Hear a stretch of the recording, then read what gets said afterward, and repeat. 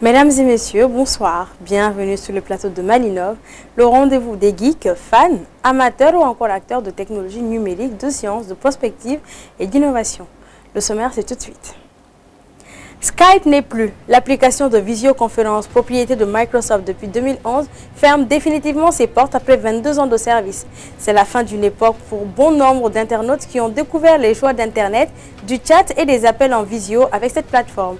Nous revenons sur l'ascension et la chute de la plateforme. Poula est une société d'assurance agricole et de technologie qui conçoit et fournit des produits d'assurance agricole et numérique pour aider les petits exploitants agricoles à supporter les risques de rendement, à améliorer leurs pratiques agricoles et à renforcer leurs revenus au fil du temps. Le directeur Afrique francophone de la structure est l'invité de Malinov ce soir.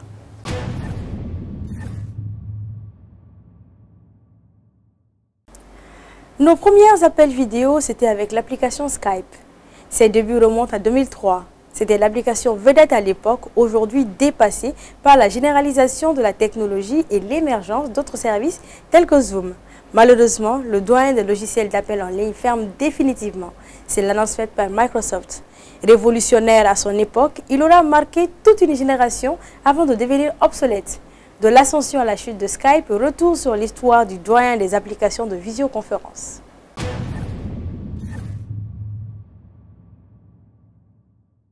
Skype a été fondé en 2003 au Luxembourg par le Suédois Niklas Zennström et le Danois Janus Friis. Très innovant à l'époque, il permettait aux utilisateurs de passer des appels téléphoniques ou vidéo via Internet par technologie VoIP ainsi que le partage d'écran. Avec des fonctionnalités additionnelles comme la messagerie instantanée, le transfert de fichiers et la visioconférence accessibles sur ordinateur, smartphone et tablette. Les appels d'utilisateur à utilisateur étaient gratuits, tandis que ceux vers les lignes téléphoniques fixes et au téléphone mobile étaient payants. À l'époque, il avait fait chuter le coût des appels par rapport à la téléphonie classique. En 2005, Skype a été racheté pour 2,6 milliards de dollars par la plateforme de vente en ligne eBay, qui le cédera 4 ans plus tard à un consortium mené par la société de capital investissement Silver Lake Partners. Ce dernier revendra ensuite Skype à Microsoft en 2011 pour 8,5 milliards de dollars. Alors Skype pour moi ça a été une application, on va dire, pionnière en fait carrément dans tout ce qui est VoIP, d'accord, dans les solutions de téléphonie sur IP. Donc je l'ai utilisé personnellement et professionnellement en fait dans le cadre de mon travail en tant qu'expert en informatique où je communiquais beaucoup là-dessus avec des fournisseurs et aussi avec des partenaires. Alors, comme beaucoup, j'ai utilisé Skype, surtout autour de 2015, l'époque où j'ai préparé ma venue en France via la procédure Campus France. C'était un outil très pratique pour échanger avec des amis qui me conseillaient et m'accompagnaient en fait dans le cadre de mes démarches. Alors, à l'époque, Skype était une vraie révolution. Il permettait en fait de passer des appels vidéo gratuitement partout dans le monde. C'est simple, efficace et ça a vraiment changé notre manière de communiquer. L'acquisition de Skype par Microsoft a coïncidé avec la mise sur le marché par Apple de FaceTime, son application permettant d'effectuer gratuitement des appels audio et vidéo. Intégré à l'écosystème Apple, FaceTime a rapidement connu le succès. Puis en 2015, Facebook a acheté l'application de messagerie WhatsApp et ajoute les appels téléphoniques. Celle-ci devient également un succès. En 2016, Skype comptait environ 300 millions d'utilisateurs, mais la montée en puissance de FaceTime d'Apple et WhatsApp a stoppé sa croissance. Pour y remédier, en 2017, Microsoft a lancé Teams, une version plus riche qui offrait aux professionnels un espace de discussion écrite et de partage de documents, de visioconférence. Au même moment, Google mettait en ligne le service de communication vidéo Google Meet. La pandémie de Covid-19 a ensuite catapulté sur le devant de la scène et la mort totale de Skype a été amorcée avec le lancement en 2020 de la startup Zoom, logiciel de vidéotéléphonie propriétaire qui permet jusqu'à 100 participants simultanés avec une restriction de temps de 40 minutes. Les utilisateurs ont la possibilité de passer à la version supérieure en souscrivant à un plan payant dont le plus élevé prend en charge jusqu'à 1000 participants simultanés pour des réunions d'une durée maximale de 30 heures. Avec le temps, Skype a perdu de sa pertinence, je dirais. Il n'a pas su s'adapter aux nouveaux usages, ni évoluer avec la même rapidité en fait que ses concurrents. Et l'application est aussi devenue obsolète. Et surtout Microsoft Teams, en fait, qui s'est imposé dans le monde professionnel.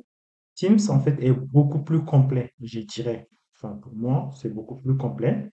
On peut y faire des réunions, partager des documents, échanger des messages, enregistrer les échanges. Sur Teams, par exemple, on a la possibilité, en fait, d'enregistrer les réunions et d'avoir une transcription écrite. Donc, il s'intègre parfaitement avec la suite Microsoft 365, ce qui rend très complet et puissant pour le travail à distance. Bref, en fait, tout en un, quoi. Skype, pionnière des appels par Internet, a officiellement tiré sa révérence le lundi 5 mai en 2024. Skype était encore utilisé par 36 millions de personnes dans le monde. Ce 5 mai, elle n'était plus que 4 millions. Pour beaucoup, la mort de Skype n'est pas une grande surprise. Microsoft avait retiré 2 fonctions historiques de l'application, commençant ainsi à creuser la tombe de l'utilitaire, ce qui a déjà perdu de sa superbe depuis plusieurs années. Personnellement, je me dis que Microsoft le savait parfaitement. Donc peut-être qu'ils avaient l'intention, en rachetant Skype, de lancer une autre application pour peut-être, ils ont vu que Skype, lorsque voilà, l'application est apparue, donc ça allait prendre peut-être tout le marché. Donc ils ont voulu le racheter comme ils ont l'habitude de le faire quand même. Donc tout en faisant, en le tuant petit à petit et tout en mettant en avant une autre solution qui est plus adaptée, on va dire, au marché d'aujourd'hui. Désormais, Microsoft préfère jeter l'éponge avec Skype et se concentrer sur Teams. Le géant américain invite les anciens abonnés de Skype à s'inscrire sur la version gratuite de Microsoft Teams avec leur compte Skype pour rester connectés avec leurs conversations et contacts, car les données de Skype seront supprimées après janvier 2026.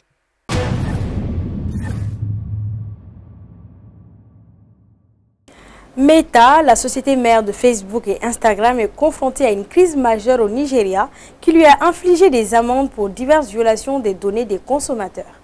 En effet, la Commission fédérale de la concurrence et de la protection des consommateurs du Nigeria a infligé une amende de 220 millions de dollars à Meta pour des pratiques jugées discriminatoires et abusives envers les consommateurs nigérians. Puis le Conseil d'enregistrement des architectes du pays a lui aussi imposé une pénalité de 60 milliards de naira, environ 37,5 millions de dollars, à Meta pour des infractions liées à la publicité.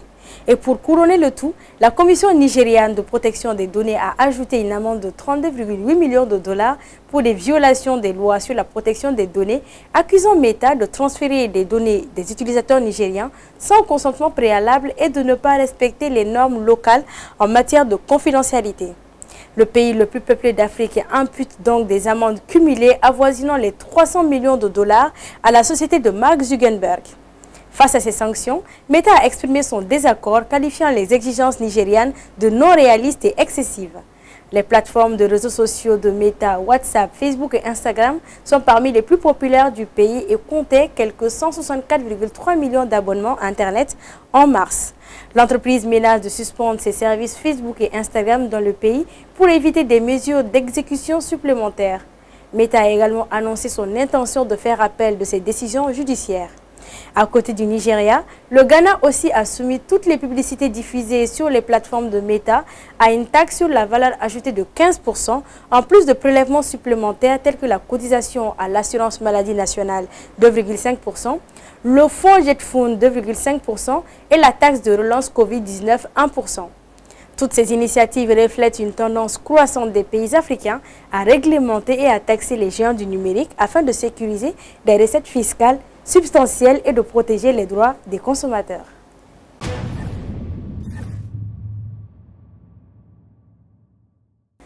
Pour l'astuce du net d'aujourd'hui, on vous pose la question: est-il possible d'écouter de la radio sur iPhone?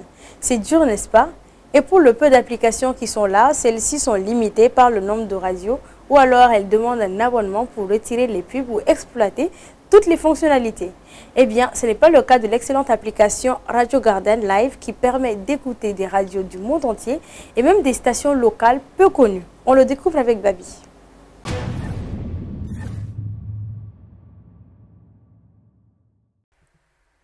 Avec l'application Radio Garden Live, vous pouvez afficher toutes les radios proches de votre position, que ce soit en ville ou dans un pays, alors soit en déplaçant la carte vers la position géographique de votre choix, ou bien en recherchant une station ou un lieu dans le moteur de recherche de l'application. Vous pouvez bien évidemment mettre des stations radio en favori pour y accéder rapidement et basculer entre vos stations préférées. Et d'après mon expérience, l'écoute des radios fonctionne très bien, que ce soit en 4G ou en Wi-Fi. L'application est gratuite à utiliser et il y a juste un unique achat intégré qui permet de retirer les publicités visuelles dans l'application. Bref, c'est une excellente application gratuite pour toute personne qui écoute la radio, mais aussi pour découvrir de nouvelles stations à écouter dans le monde entier. Bonne écoute à vous et à une prochaine.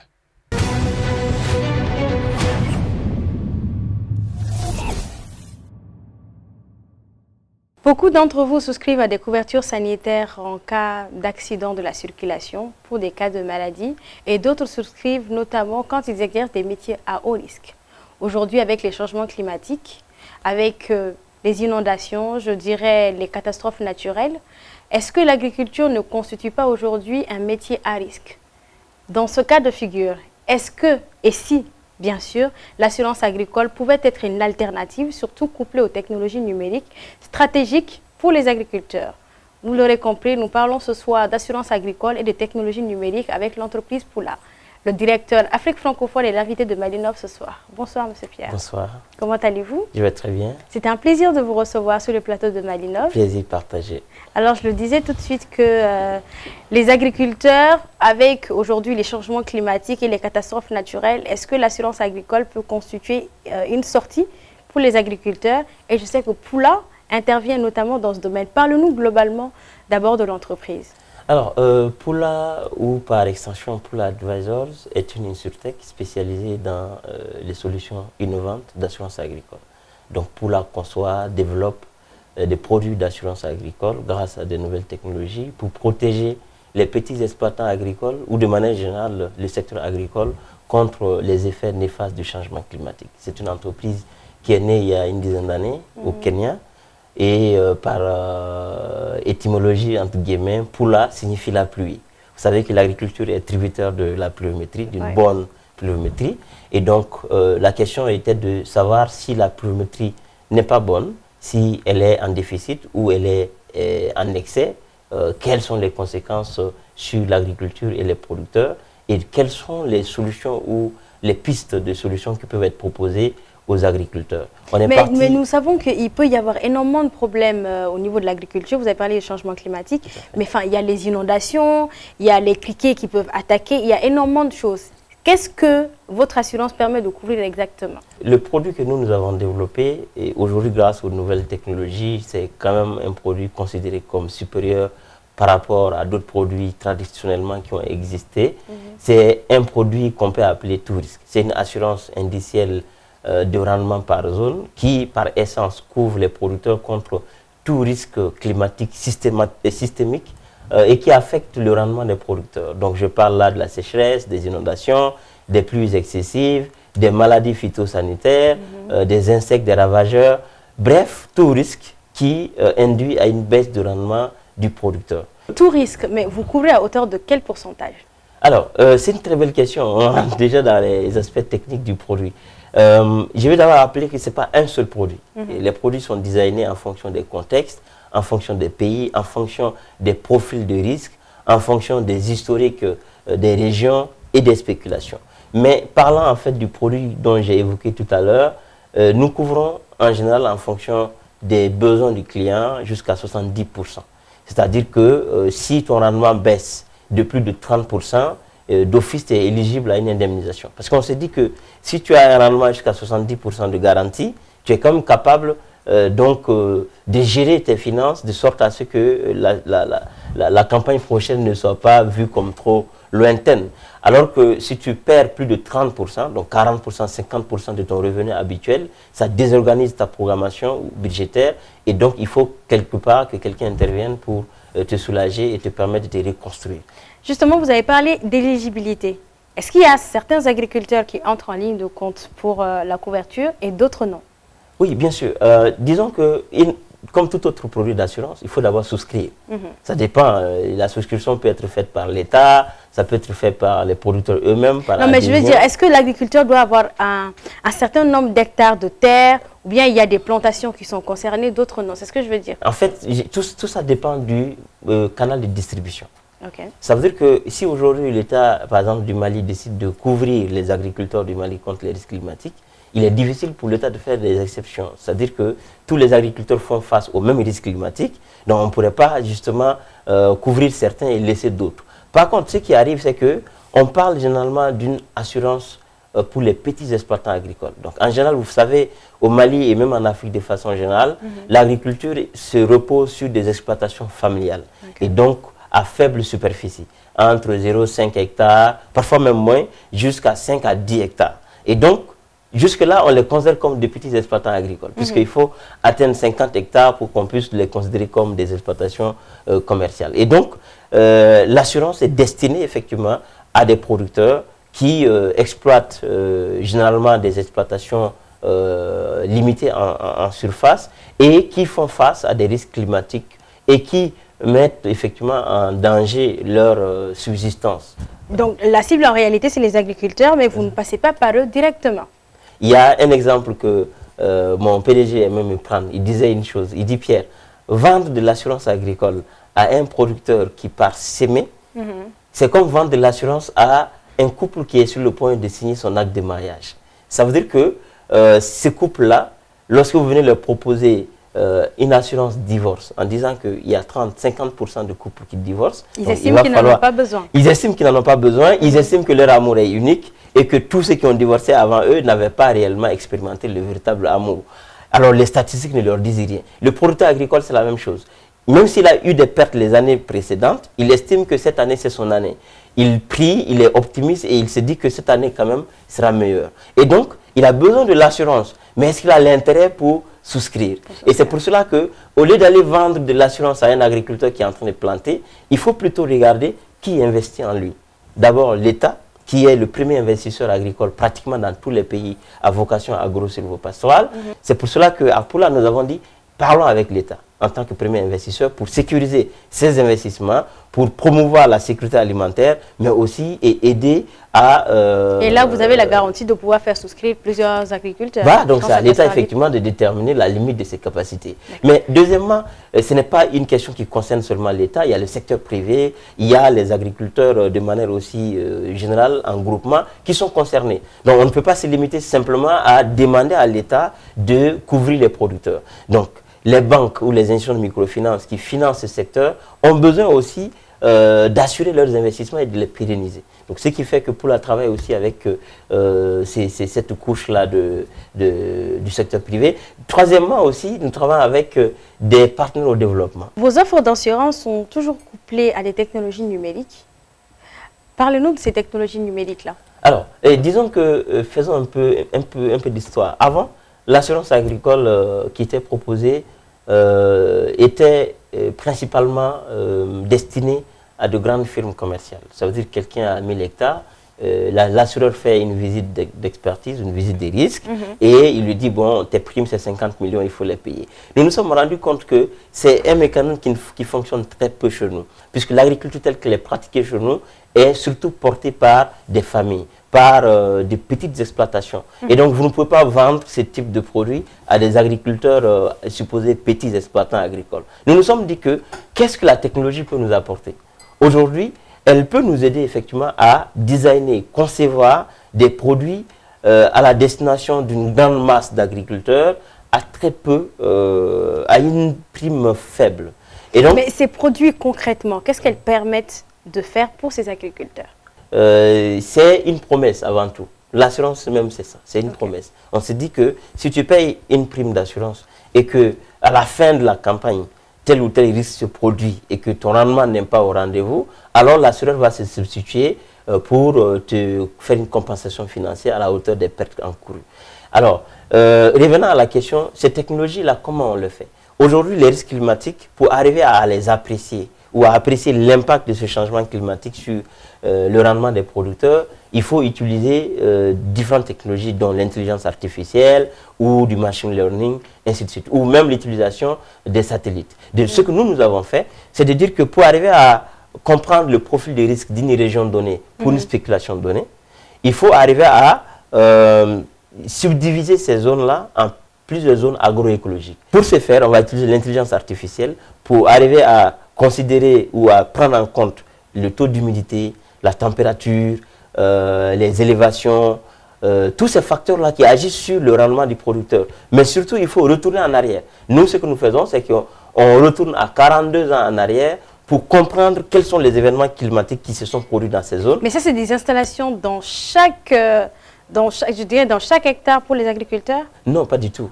Sinon, le produit ne serait pas viable. S'il faut aller installer effectivement des infrastructures. Donc, ça prend dans la globalité. Ce que nous faisons, c'est que nous avons d'abord accès à des bases de données sur 40 ans, 42 ans en arrière. On pourra vous dire, par exemple, à Bougouni, il y a eu une inondation il y a 20 ans, 25 ans, et les conséquences étaient de telles.